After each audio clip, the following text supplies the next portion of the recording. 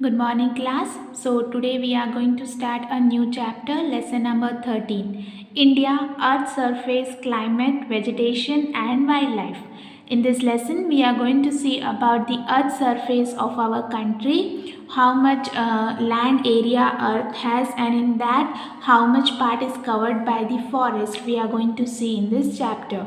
We are going to see about the various climate that is present and prevalent in our country, and in the same time we are going to see about the vegetation, whichever crops grow here, and which are the major vegetations of our country, and which are the major wildlife prevalent in our country, that we are going to discuss in this chapter. Okay, so let's begin. It is there in your book, page number 80. Okay. India is a country of vast geographical area. तो India एक ऐसी country है जिसमें बहुत ज़्यादा geographical area spread है। At the same time it has geographical diversity. जैसे India में लैंग्वेजेस में भी और कल्चर में डाइवर्सिटी है, चेंजेस हैं, वैसे ही जोग्राफिकल एरिया में भी बहुत सारी डाइवर्सिटीज़, बहुत सारे वेराइटी अवेलेबल है। दिस डाइवर्सिटी अमेजेस अस। तो ये जो डाइवर्सिटी, जो वैरायटी है, वो सबको अमेज करते इतनी ज़्यादा है। The high peaks of Himalayan mountain range in the north are snow covered throughout the year. तो जो हिमालयन माउंटेन है उसकी हाईएस्ट पीक, जो ऊंची चोटी है, वो क्या है, स्नो से कवर्ड है, और वो पूरे साल स्नो से कवर्ड रहती है। The bay of Bengal is in the east and Arabian Sea is in the west and Indian Ocean lies in the south. तो टुवर्ड्स नॉर्थ क्या है, हिमालयन माउंटेन रेंज, ईस्ट में बे ऑफ बंगाल, वेस्ट में we have Arabian Sea, and towards the south we have Indian Ocean. तो यानी ये सब geographically diversity of India है। The area of India is 32.8 lakh square kilometre. Total area जो है हमारी कंट्री का, that is 32.8 lakh square kilometre. और वो कुछ एस्टिमेट है कि 3214 किलोमीटर कश्मीर जो नॉर्थ में है वहाँ से लेकर साउथ के कन्याकुमारी तक जो डिस्टेंस है वो है 3214 किलोमीटर्स। और जब हम अरुणाचल प्रदेश से लेकर ईस्ट के कच्छ तक का मेजर करेंगे तो अप्रॉक्सीमेटली 2933 किलोमीटर्स हैं।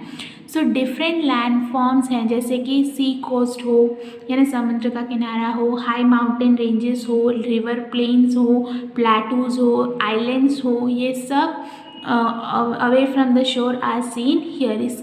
ये जो पूरे अर्थ के मैप, इंडिया के मैप के अंदर you can see variety of the sea coast, mountain ranges, plains, plateaus, islands etcetera, और the diversity of cultures and language along with the climate. यानी लैंग्वेज और कल्चर में तो डाइवर्सिटी अवेलेबल है in India. Okay, India has variety of languages and culture, but at the same time India have variety of climate and flora. Flora means variety of vegetation. Flora का मतलब vegetation होता है, तो diversity जो variety है वो vegetation में भी है, जो हमें अट्रैक्ट करता है टूवर्ड्स आवर कंट्री। तो diversity is seen in our custom and tradition too. तो जो हमारे कस्टम्स हैं, जो हमारे रिलीजियस कस्टम्स हैं, जो ट्रेडिशन है जिसे हम फॉलो करते हैं, तो उसमें भी एक डाइवर्सिटी यानी वैरायटी देखने को आपको मिलेगी। And this diversity and the feeling of one country give us a unique identity. तो ये जो डाइवर्सिटी है, ये जो वैरायटी है, वो हमें हमारी कंट्री की तरफ एक यूनिक फीलिंग देती है, जो हमारे कंट्री को एक यूनिक आइडेंटिटी दे रही है। Physical division of India. So physical divisions are made on the basis of Earth surface. तो physical division अर्थ के surface पे basis पर division किए गए हैं। The Himalayan mountain is mostly situated in the north to guard our boundary. तो जो Himalayan mountain range है वो कहाँ है, नॉर्थन साइड पे है, जो हमारी बाउंड्री को उस तरफ से गार्ड कर रही है। It's parallel north south mountain range is divided into 3 parts. तो हिमालयन माउंटेन रेंजेस को 3 पार्ट्स में डिवाइड किया गया है। Greater Himalaya, Himadri mountain range जो एक्सट्रीम नॉर्थ साइड पे है, I repeat, towards the extreme northern side we have Greater Himalaya और हिमाद्री माउंटेन रेंज। जो highest mountain peak of the world है माउंट एवरेस्ट, वो भी उसी एक्सट्रीम नॉर्थ साइड पर लाई करता है। To the south of it lies the central Himalayas और हिमाचल माउंटेन रेंज। तो सेंट्रल साइड पे यानी towards the south we have central Himalayans और हिमाचल माउंटेन रेंज, जो टूरिस्ट स्पॉट भी है और प्लेस ऑफ पिलग्रिमेज मतलब यात्रा धाम भी है।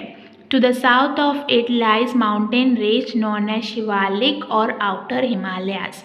और उसके बाद साउथ की तरफ ये जो है सेंट्रल हिमालयाज और हिमाचल माउंटेन रेंज, उनके साउथ की तरफ we have mountain range known as Shivalik और आउटर हिमालयाज। तो मतलब Himalayan mountain ranges are divided into 3 parts.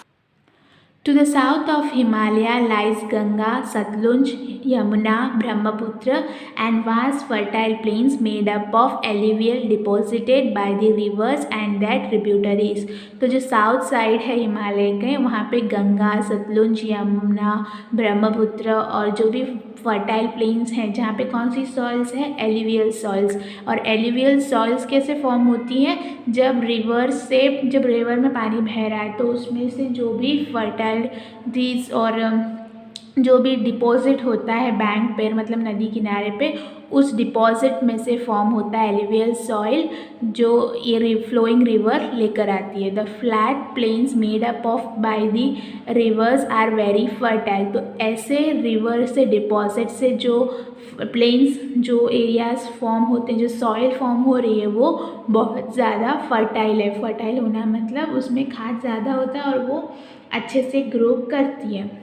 High density of population is seen over there due to more agriculture production। तो ऐसे एरिया में जहाँ फर्टाइल सॉइल है तो वहाँ पे पॉपुलेशन क्या होगा, हाई होगा, क्योंकि एग्रीकल्चर प्रोडक्शन इंक्रीज होगा। Okay. To the west of India lies great Thar desert. तो वेस्टर्न साइड पे इंडिया के we have the great Thar desert और वहाँ पे मोर हीट है and less rainfall. When there is more heat we have less rainfall. Sometime it does not rain for 3-4 years continuously. और Thar desert की situation ऐसी है कि कभी कभी 3 to 4 years तक बारिश नहीं होती। ओके।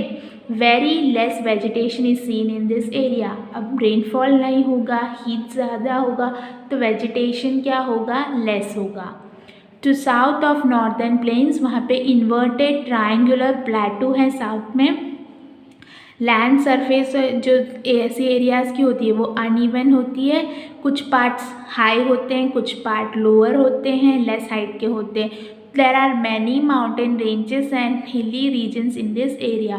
तो वहाँ पे कुछ माउंटेन रेंजेस हैं, कुछ हिली हैं, मतलब कुछ छोटी छोटी पहाड़ियाँ हैं तो कुछ ह्यूज माउंटेन्स भी हैं। अरावली माउंटेन रेंज जो नॉर्थ वेस्ट में है वो भी इसी रीजन में आता है और वो ancient mountain ranges of the world.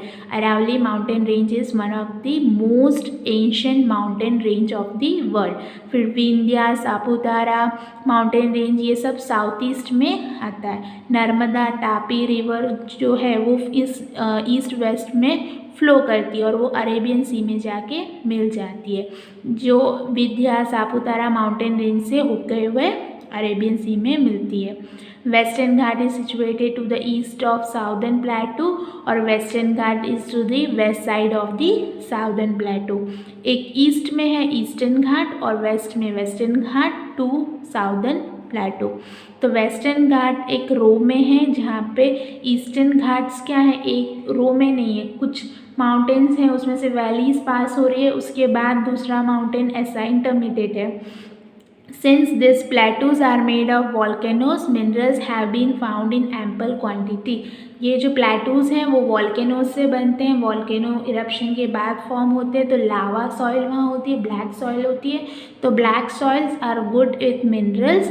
So minerals ऐसे वॉल्केनिक इरप्शन वाले एरिया में ज़्यादा होती है। एम्पल क्वांटिटी में होने का मतलब होता है बहुत ज़्यादा क्वांटिटी में मिनरल्स का प्रेजेंट होना।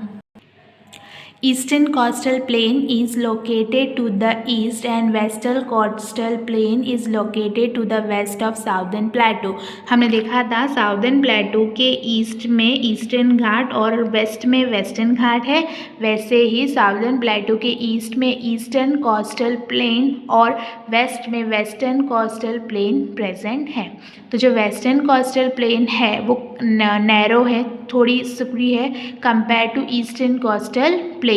गोदावरी, महानदी, कावेरी, कृष्णा ये सब ईस्ट की तरफ फ्लो करती है और वो फर्टाइल डेल्टा रीजन फॉर्म करती है और कहाँ जाके मिलती है, बे ऑफ बंगाल में। ब्रह्मपुत्र गंगा जो है वो सुंदरवन से होते हुए बे ऑफ बंगाल में मिल जाती है। There are two island group in India, Andaman and Nicobar Islands to the southeast of Bay of Bengal, or Lakshadweep Island made of coral in the Arabian Sea lie to the west coast of Kerala. Indian Ocean is in the extreme south of India. तो यानी दो island group हैं, एक Andaman and Nicobar island जो south east की तरफ है बे of Bengal से, और दूसरा लक्षद्वीप आइलैंड जो है in the Arabian Sea lies to the west coast of Kerala. Okay, so see in this figure, in map also you can see we have Andaman and Nicobar Island towards the Bay of Bengal, and we have Lakshadweep Islands towards Arabian Sea. Okay, that was it saying in that line. And the Indian Ocean lies towards the extreme south of the India. तो यानी ये पूरा Indian ocean ये रहा है यहाँ पे। Okay, so we have Bay of Bengal, Arabian Sea and Indian Ocean. Next is climate of India. So daily changes in the atmosphere are called weather. तो डेली जो चेंजेस होते हैं एटमॉस्फेयर में, जैसे सुबह कभी ज़्यादा ठंडी रहती है, फिर 1 o'clock हो तो बहुत गर्मी, तो डेली बेसिस पे जो एटमॉस्फेयर में चेंज आ रहा है वो वेदर रहता है। और climate is an average weather condition of any place for about 30 years। तो यानी क्लाइमेट कैसे कंपेयर होता है, तो एवरेज लेते हैं वेदर कंडीशन का, जो ज़्यादा कंडीशन वेदर की रहेगी कोई भी एक पर्टिकुलर प्लेस में 30 years तक। जैसे कि अब अपने गुजरात में बात करें तो थोड़ा वो हीटेड एरिया में कंपेयर होता है, थोड़ा ड्राई लैंड एरियाज़ में कंपेयर होता है। तो you have noticed that sometimes the heat increases, sometime it is cold and sometime the sky is covered by clouds and the sun is covered behind the clouds. तो यानी हम daily basis में notice करते हैं कि कभी heat ज़्यादा होती है, गर्मी ज़्यादा होती है, कभी ठंडी होती है, तो कभी स्काई एकदम क्लियर होता है, खुला आसमान बोलते हैं ना अपने, और कभी क्या होता है कि सन एकदम क्लाउड्स के पीछे छुपा हुआ हो। तो यानी details of wind you must have learn from radio और टीवी। तो हवा की किस डायरेक्शन से आ रही है, क्या हो रहा है, ये सब हमने रेडियोस टेलीविजन्स पे सुने होंगे। तो ये जो सीजन्स यहाँ टेबल में मेंशन्ड है वो पर्टिकुलर सीजन्स हैं जो इंडिया में एक्सपीरियंस होते हैं, जैसे winter, summer, monsoon, season of retreating monsoon. तो विंटर कब होता है इंडिया में, दिसंबर टू फरवरी, समर सीजन मार्च टू मई, मानसून जून टू सितंबर, फिर रिट्रीटिंग मानसून अक्टूबर टू नवंबर, ऑटम। तो मतलब this are the major seasons that are prevalent in our country. यहाँ पे we have shown all the seasons that are present in our country in detail. So winter एक cold season है, ठंडा season है। Since the sun rays fall diagonally and occasionally snow falls, so the temperature drops in the northern plains and Himalayan mountain range। तो यहाँ क्या होता है, sun rays directly fall करती हैं, फॉल डायगोनली मतलब थोड़ा तिरछा होके गिरती है, तब स्नोफॉल होता है। तो टेम्परेचर जो है वो ड्रॉप करता है, क्योंकि स्नोफॉल पे जब सन रेज फॉल होंगी तो वो स्नो मेल्ट होंगी, तो टेम्परेचर क्या होगा, ड्रॉप होगा हिमालयन माउंटेन रेंज पे, और जो भी नॉर्दर्न प्लेन्स है, नॉर्दर्न साइड है वहाँ पे भी। तो the area of northern part of Gujarat experience more cold than other part of the state. तो जो नॉर्दर्न पार्ट्स में जो गुजरात के स्टेट्स प्लेसेस हैं उधर ज़्यादा ठंडी होगी compare to other part of the state, और जो डेज होंगे वो शॉर्ट होंगे and night will be long. Next summer एक सीज़न है ट्रॉपिकल हीट का, मतलब ज़्यादा हीट का। टेम्परेचर क्या होता है, rises very high as the sun rays falls vertically during this days. तो यहाँ पे सन रेज वर्टिकली फॉल कर रही है तो टेम्परेचर क्या होगा, हाई होगा। और temperature remains low in the area near the sea coast in comparison to the continental part of the country. तो जो समुद्र किनारे वाले एरियाज़ हैं वहाँ पे टेम्परेचर लो रहेगा और बाकी जो एरिया है वहाँ हाई रहेगा। ड्राई और हॉट विंड्स ब्लो करेंगी हर नून टाइम, मतलब शाम के टाइम पे, which is called Lu. Northern part of Gujarat and western part of Rajasthan experience more heat during this season. तो समर सीजन पे जो नॉर्दर्न पार्ट ऑफ गुजरात है और वेस्टर्न पार्ट ऑफ राजस्थान है उन्हें ज़्यादा हीट एक्सपीरियंस होता है और डेज लॉन्गर होंगी than the winter during this season. Winter में जो डेज हैं उससे ज़्यादा लॉन्ग समर में होगा। Next monsoon. तो monsoon is a season of rain. तो मानसून रेनी सीजन है। The south west winds flows from the side sea side are humid. तो जो साउथ वेस्ट विंड्स आ रही है साउथ और साउथ वेस्ट से वो सी साइड से आ रही है तो वो ह्यूमिड है, मतलब थोड़ी हल्की गर्मी वाली है। दिस विंड ब्रिंग रेन, ऐसी विंड्स रेन लाती है। One of the current of this winds advances about the Arabian sea to Kerala, Maharashtra, Gujarat and central part of India. और जो दूसरे करंट्स है, जो विंड्स हैं जो गंगा प्लेन्स की तरफ बे ऑफ बंगाल से अंडमान निकोबार आइलैंड से होते हुए ईस्टर्न इंडिया में जा रही है।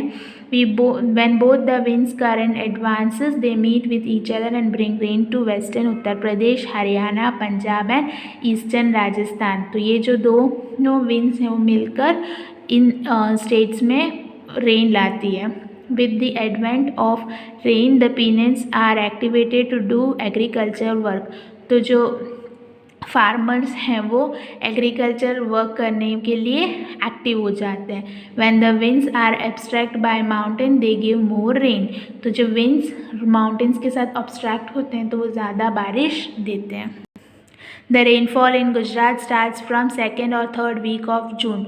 तो जून के सेकेंड और थर्ड वीक से रेनफॉल स्टार्ट होता है गुजरात में और फर्स्ट वीक ऑफ जुलाई तक। and it arrives all over Gujarat और Gujarat does not have large mountains in the way of this wind so less rainfall is there। Gujarat में कोई ह्यूज माउंटेन नहीं है जहाँ पे टकरा कर विंड्स रेन प्रोड्यूस कर सकती है, इसलिए गुजरात में लेस रेनफॉल एक्सपीरियंस होता है। Since most of the cultivation in India is depended on rainfall. तो इंडिया का ज़्यादा से ज़्यादा कल्टिवेशन जो वेजिटेबल ग्रो करने का है वो किस पे डिपेंडेड है, रेनफॉल पे। So it is consider that good monsoon means a large crop in agriculture. तो अगर अच्छी बारिश हुई तो बड़े बड़े लार्ज क्रॉप्स ग्रो होंगे एग्रीकल्चर में। एंड रेनी सीजन जो भी मानसून सीजन है वो एक इम्पॉर्टेंट सीजन माना जाता है in agriculture. Retreating monsoon wind season. तो wind blows from land to sea in this season. तो विंड जो है, हवा जो है वो लैंड से सी की तरफ आती है in retreating monsoon wind season. तो it is seen that this condition is absolutely opposite to monsoon season. तो ये जो कंडीशन है जहाँ पे लैंड से होते हुए सी की तरफ विंड आ रहा है वो अपोजिट है to the monsoon season. And this winds blowing from north east blow from land so they are dry.